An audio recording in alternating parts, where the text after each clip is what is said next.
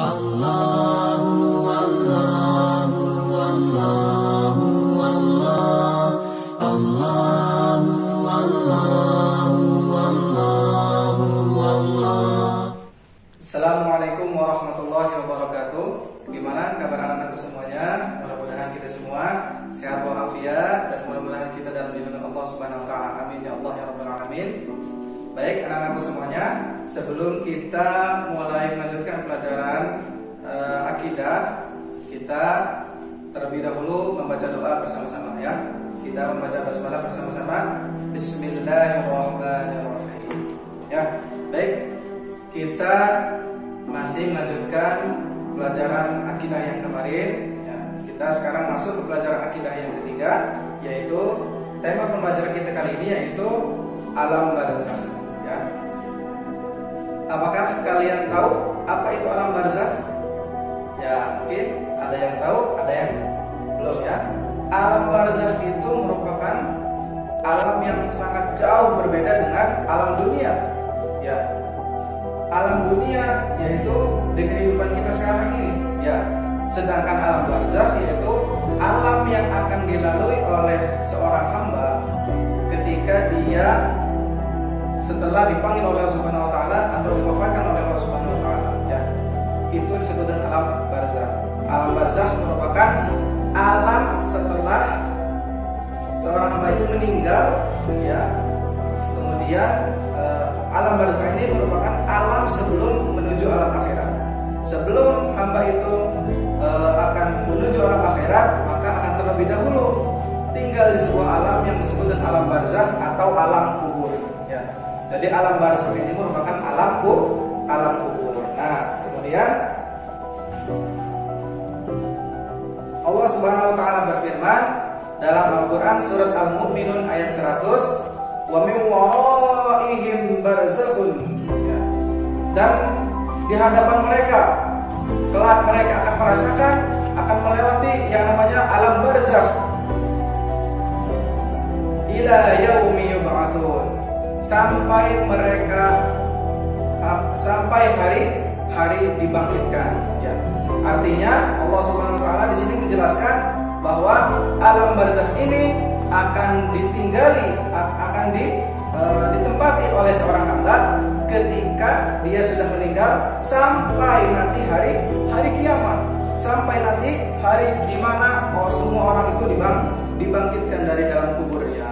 Lalu kemudian mereka akan memasuki alam akhirat. Jadi alam barzakh ini adalah merupakan awal menuju pintu akhirat ya. Kemudian dalam hadis Nabi Shallallahu Alaihi Wasallam dijelaskan bahwa alam kubur merupakan rumah pertama seorang hamba sebelum ia menuju akhirat ya. Kemudian jika dia selamat di dalam kuburnya, selamat dari fitnah kubur, selamat dari siksa kubur, maka ketika dia menuju alam akhirat akan menjadi mudah, akan dimudahkan urusannya. Begitupun sebaliknya, ketika dia di dalam kuburnya, di alam barzakhnya sulit ya, dipersulit, mendapatkan siksaan ya, mendapatkan fitnah kubur, maka ketika dia menuju alam akhiratnya, dia akan disulitkan juga urusannya, akan menjadi semakin berat urusannya.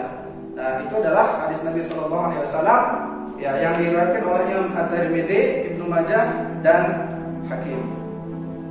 Baik anak-anakku yang Bapak banggakan, kemudian ketika setelah seorang hamba itu wafat, dipanggil oleh Allah Subhanahu wa taala, maka orang ini kemudian dikuburkan.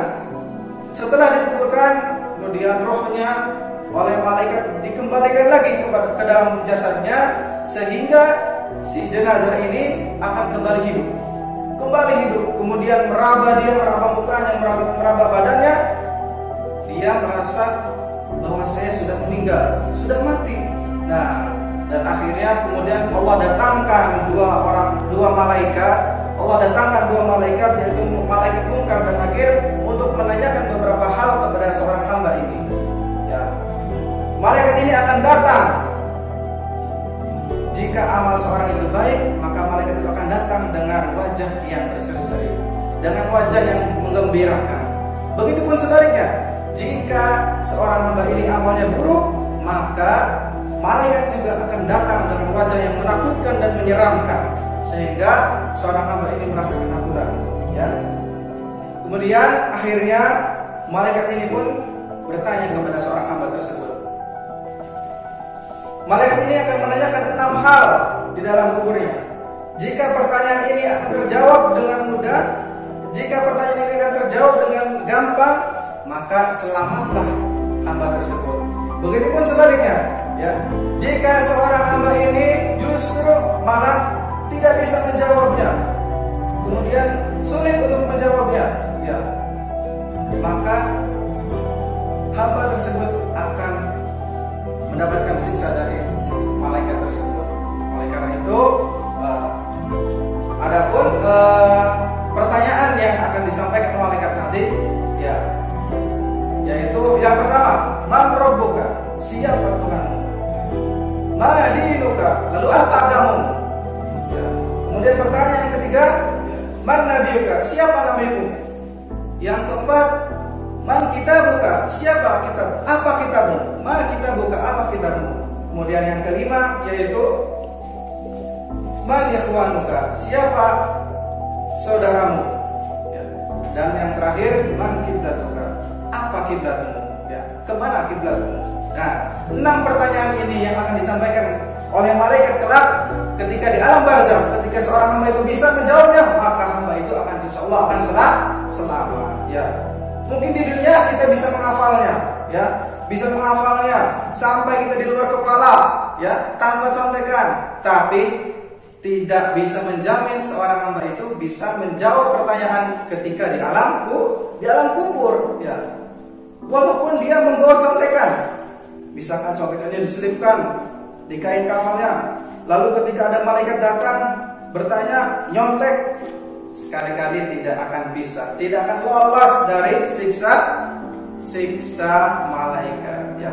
Jika amalnya baik, maka dia akan bisa menjawab semua pertanyaan itu dengan mudah. Dan jika dia amalnya buruk, maka akan sulit untuk menjawab pertanyaan-pertanyaan malaikat tadi. Ya. Nah, kemudian cuma ada 2 kemungkinan seorang hamba itu mendapatkan bagiannya di alam kubur. Yang pertama adalah mendapat kenikmatan, dan yang kedua adalah mendapatkan azab. Ya. Mendapatkan kenikmatan, apabila dia amalnya baik, maka dia akan mendapatkan kenikmatan. Apa bentuk kenikmatannya, Pak? Kenikmatannya bisa berbentuk, yang pertama akan dilapangkan alam kuburnya. Walaupun kuburan itu terlihat sempit, ya, tapi justru ketika dia ada di seorang hamba itu amalnya bagus, maka akan terlihat luas kuburannya. Kemudian akan ditampakkan tempatnya di surga nanti. Kemudian bagaimana surga itu keadaannya, lalu akan mencium bau surga. Nah, itu salah satu bentuk kenikmatan yang akan diterima oleh seorang hamba yang amalnya bagus. Kemudian begitupun sebaliknya, dan kemungkinan yang kedua yaitu azab. Ya, seorang hamba akan menerima azab di alam kubur. Ya, apa bentuk azabnya, Pak?